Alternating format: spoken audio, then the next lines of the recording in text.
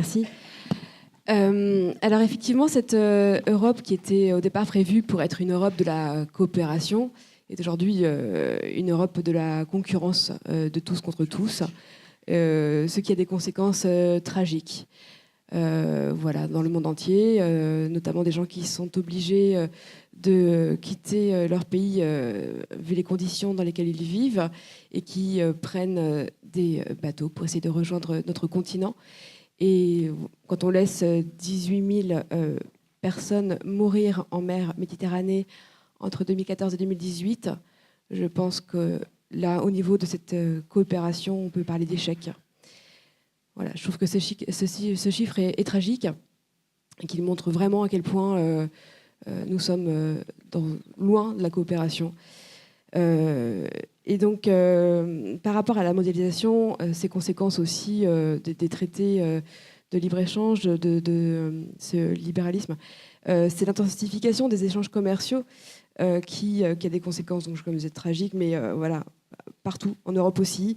La course au moins-disant social, la course au prix le moins cher, c'est-à-dire la délocalisation, des fermetures d'usines, du chômage, la baisse de la qualité pour les consommateurs, avec une obsolescence de plus en plus programmée, des matières premières qui sont extraites de la planète qui arrivent à saturation, de la pollution avec tous ces cargos qui traversent la mer. Est-ce qu'on a vraiment besoin d'aller chercher tous ces produits à l'autre bout du monde ? Pourquoi est-ce qu'on va cueillir des tomates encore vertes en Europe pour les faire transiter par la Chine et les ramener ensuite une fois conditionnées ? Il y a des accords commerciaux complètement caricaturaux, par exemple avec la Nouvelle-Zélande. Pourquoi est-ce qu'on va importer des dizaines de millions d'hectolitres de lait alors qu'on est en pleine crise de surproduction en Europe ? Nos éleveurs vont mal aussi. Dans la définition de ces traités, l'intérêt général comprend cette notion de libre concurrence. Pour nous, l'intérêt général, c'est d'abord l'intérêt du peuple, c'est s'engager sur des urgences comme la transition écologique. Et ça n'est pas possible avec les traités tels qu'ils sont conçus aujourd'hui. Par exemple, la règle des 3% de déficit nous empêche d'investir dans la transition écologique à hauteur de l'urgence. Voilà. Et voilà. Le CETA, par exemple, a un impact défavorable. C'est le bilan de 9 experts qui ont été mandatés sur cette question précisément. Et pourtant, malgré le constat unanime aujourd'hui de cette urgence écologique, on peut constater que rien ne change et que donc, comment peut-on signer ce CETA, par exemple, alors que la mesure est prise de l'urgence écologique ?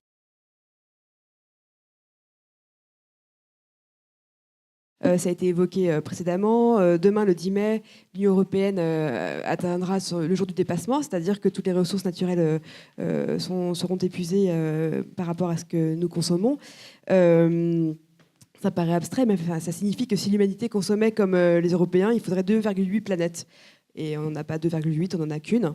Donc je pense que c'est vraiment le moment de sortir du déni, de la dissonance cognitive, là, quand on voit justement cette 6e extinction de masse qui a commencé, qui est avérée, quand on voit que les 13 années les plus chaudes jamais enregistrées voilà, se sont passées entre l'an 2000 et aujourd'hui, on ne peut pas continuer à faire comme si rien ne se passait.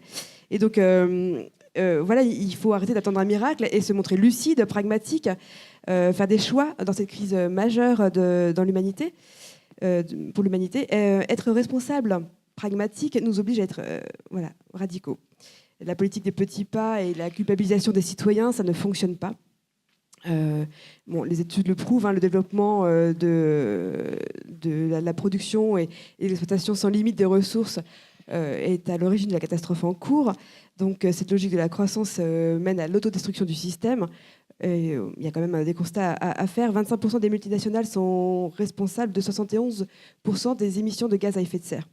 Voilà, donc ce sont les plus riches qui polluent. C'est pour ça qu'au cœur de notre projet, on parle d'écologie populaire. Donc la lutte contre les inégalités sociales et contre le changement climatique sont les deux faces d'une même pièce. Il n'y a pas d'écologie compatible avec l'économie de marché voilà, tel qu'il est conçu aujourd'hui. Donc, on souhaite imposer la règle verte, c'est-à-dire ne pas prendre à la planète plus qu'elle ne peut régénérer. Voilà, ça c'est vraiment la base. Pour nous, toute loi devrait d'abord passer par ce filtre-là, qui est essentiel. Bien évidemment, la PAC, on a beaucoup de choses à dire aussi contre l'industrialisation, la chimie, les glyphosates.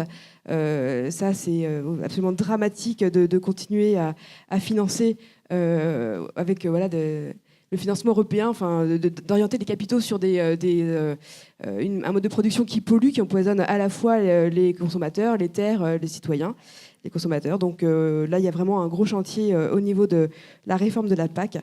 Un tout petit mot pour finir sur la sécurité, qui est pourtant pas un de mes sujets préférés, mais je vais faire le lien en fait.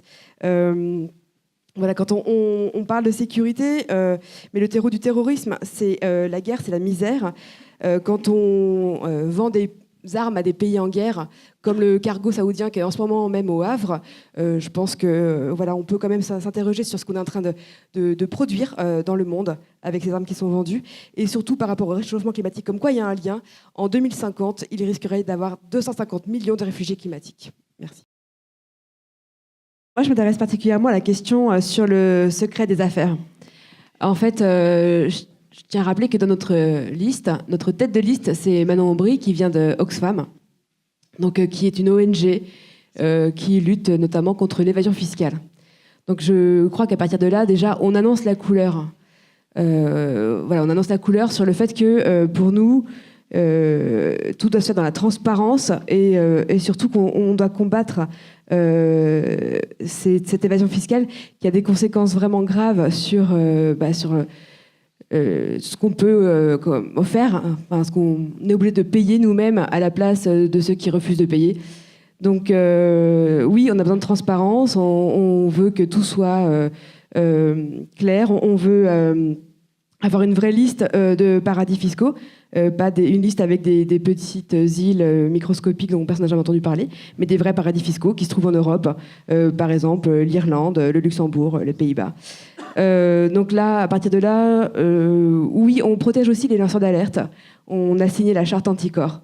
Donc, au contraire, les lanceurs d'alerte, quand il y a des secrets des affaires comme ça qui doivent être révélés, auront notre protection.